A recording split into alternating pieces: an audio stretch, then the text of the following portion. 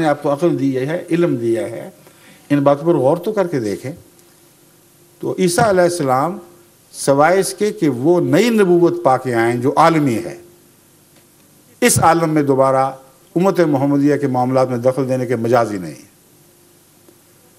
फिर क्या होगा? क्या कुरान करीम ने आयत खातम नबीयीन के मजमून पर रोशनी डालने वाली कोई ऐसी आयत भी रखी है जिससे खातमियत के बातिल हुए बगैर, लाजमन उसके बातिल हुए बगैर, एक ऐसे नबी की पेशगोई हो या एक से ज़ायद अम्बिया की भी पेशगोई हो, मुमकिन हो, जो मोहम्मद रसूलुल्लाह के ताबे हो? और अगर मोहम्मद रसूलुल्लाह के ताबे है तो ख़ातमियत का वो माना फिर बड़ी शान से कायम हो जाएगा, सबसे बाला, सबसे अफजल। इसका शागिर्द तो आ सकता है, इसका उस्ताद नहीं आ सकता। क्या इन मानों की कोई आयत कुरान करीम में मौजूद है? अगर है तो उलमा आपको क्यों नहीं बताते, ये उनसे पूछें।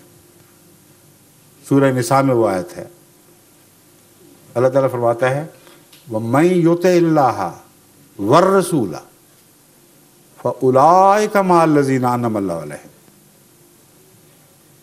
मिनन नबिय्यीना वस्सिद्दीक़ीना वश्शुहदाए वस्सालिहीना व हसुना उलाइका रफ़ीक़ा। मैं युतिल्लाह, जो कोई भी अल्लाह की अताअत करेगा, वर रसूल, और इस रसूल की, अर रसूल, हर दूसरे रसूल को निकाल दिया इसमें से। और ये लतीफ़ नुक्ता आप सबको समझना चाहिए कि हर दूसरे नबी पर ईमान की तो हदायत है और लाजिम है। मोहम्मद रसूलुल्लाह की अताअत के बाद किसी और नबी की अताअत लाजिम नहीं रही, क्योंकि आपकी अताअत में सब अताअतें आ गई। जो काबिल अताअत बातें थी वो सब कुरान ने रख ली। इसमें कुतुब क़य्यमा हैं, तमाम दायमी सदाकतें हैं। बस इस पहलू से ये मजमून सूरह निसा की इस आयत से खूब खुल जाता है कि ख़ात्म का मतलब क्या है और आइंदा क्या होने वाला है।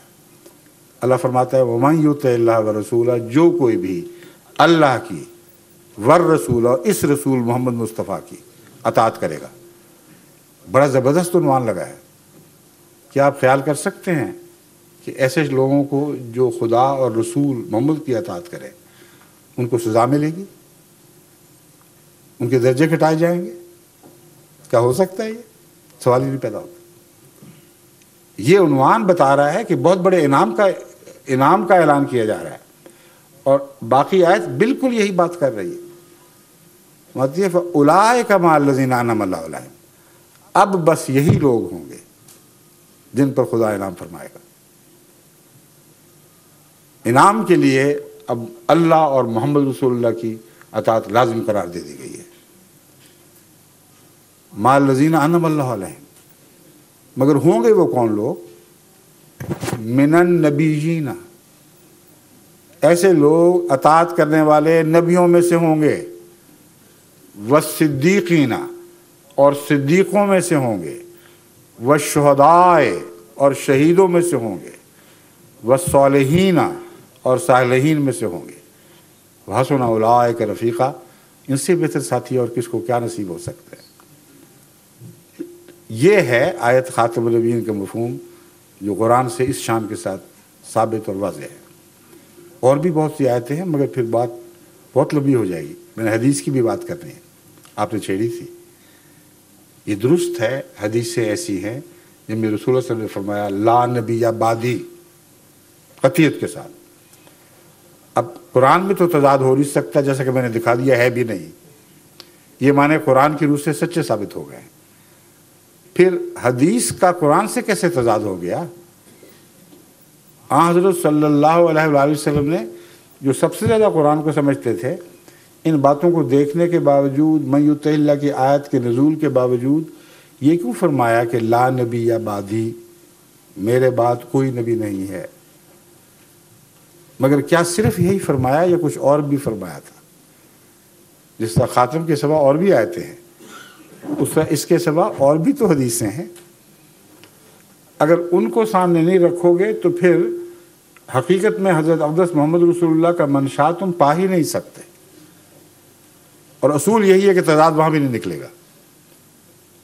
हुजूर अकरम ने एक तरफ ये फरमाया, दूसरी तरफ फरमाया कि आने वाला मसीह जिसका वादा दिया गया है वो नबीउल्लाह होगा। और हदीस मुस्लिम में, एक ही हदीस में 4 मरतबा उसको नबीउल्लाह फरमाया है। अब क्या हज़रत रसूलुल्लाह सल्लल्लाहु अलैहि वसल्लम ये कहते वक्त इस बात को भूल गए थे कि मैंने तो कहा था ला नबी बादी? फिर बादी का क्या माना है? एक और हदीस है जो उलमा आपके सामने नहीं रखते, जो सारे तजाद को हल कर देती है। फरमाते हैं लैसा नबीयुम बैनी व बैनहू, जिस मसीह के मुतल्लिक फरमाया कि वो नबी होगा, आइंदा ज़माने में होगा और नबी होगा, उसके मुतल्लिक फरमाया लैसा नबीयुम बैनी व बैनहू। जब मैं कहता हूँ मेरे बाद नबी नहीं, तो ये मुराद नहीं है कि वो भी नबी नहीं है, मेरे और उसके दरमियान कोई नबी नहीं है। मेरे और आने वाले मसीह के दरमियान कोई नबी नहीं है। अब तजाद कहाँ रहा बाकी? बादी क़यामत तक के लिए है या किसी मुअय्यन वक्त के लिए? बादी कभी छोटा असर भी रखता है, लंबा असर भी रखता है। सवाल यह है कि मोहम्मद रसूलुल्लाह सल्लल्लाहु अलैहि वसल्लम इस बात को क़यामत से मिला रहे थे या एक लंबे अरसे का बाद मुराद है जिसने किसी वक्त ख़त्म होना था? किस बात पर, किस वजूद पर ख़त्म होना था? हदीस मुस्लिम ने बताया कि इसके बावजूद मसीह नबीउल्लाह के तौर पर आएंगे। और इस हदीस ने दिखा दिया कि हज़रत सल्लल्लाहु अलैहि वसल्लम का मंशा ये है कि मेरे बाद ईसा के आने तक कोई नबी नहीं आएगा। यही मजमून उमर के मुतल्लिक रवायत करते हुए हज़रत उमर रज़ी अल्लाह ताला को हज़रत सल्लल्लाहु अलैहि वसल्लम ने उनके मुतल्लिक बात बयान फरमाते हुए कहा कि अगर मेरे बाद आना होता तो उमर होता। साफ पता चला कि मान बाद मुराद है। एक लंबे अरसे तक उम्मत में खुदा ताला किसी को बतौर नबी बल्कि उम्मती नबी के तौर पर भी मबूस नहीं फरमाएगा। अगर फरमाना होता तो एक और हदीस वजाहत कर रही है किसको फरमाता। हदीस में है हज़रत इब्राहीम जो हज़रत सल्लल्लाहु अलैहि वसल्लम के साहबजादे थे, जब छोटी उम्र ही में आपकी वफ़ात हुई तो उनको लहद में उतारते हुए, और ये वाक़या आयत ख़ातमुन नबिय्यीन के नुज़ूल के बाद का, याद रखें। तमाम उलमा को मुसल्लम है, इसमें कोई इख्तिलाफ नहीं। जब हज़रत इब्राहीम की छोटी उम्र में वफ़ात हुई, उनको लहद में उतारते हुए हज़रत सल्लल्लाहु अलैहि वसल्लम ने फरमाया लो आशा लकाना सिद्दीक़न नबिया, अगर ये ज़िंदा रहता तो यकीनन सिद्दीक़ नबी बन जाता।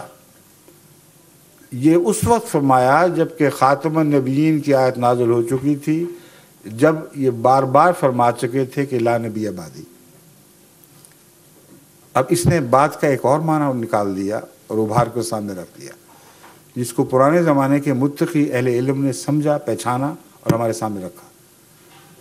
ये सवाल उठाया गया है, बहसें उठी हैं कि ख़ातमुन नबिय्यीन के मुखालिफ हुज़ूर अकरम सल्लल्लाहु अलैहि वसल्लम ये क्या कह सकते थे कि अगर ये बच्चा ज़िंदा रहता तो नबी हो जाता, तो आयत ख़ातमुन नबिय्यीन को मनसूख कर देता।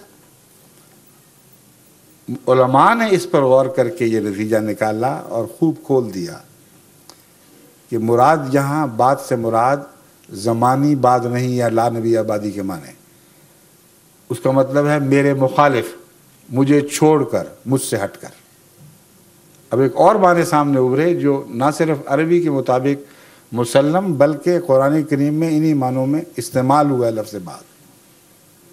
कुरान करीम फरमाता है फ़बअय्यि हदीसिन बादल्लाह व आयातिही युमिनून, अल्लाह के बाद और उसकी बातों के बाद, उसके निशानात के बाद फिर और किस बात पर ईमान लाओगे? तो क्या लोगों ने अल्लाह का बाप देखना था? क्या अल्लाह को कोई बात है? यही हदीस उन मुहक्किकीन ने जिन्होंने इस बात पर बहस छेड़ी है अपनी तायीद में पेश फरमाई है। यही कुरान की आयत कहते हैं देखो तुम बात का मतलब नहीं समझ रहे। बात से मुराद ये है मैं आखिरी रसूल हूँ, साहिब शरीयत, आखिरी रसूल हूँ जिसका फरमान क़यामत तक चलेगा, इसलिए मुझसे हटकर मुझसे अलग होकर दुनिया में कभी कोई नबी नहीं आएगा। आएगा तो गुलाम आएगा, आएगा तो मेरी हदायत और कुरान की हदायत के ताबे इसके दायरे के अंदर आएगा।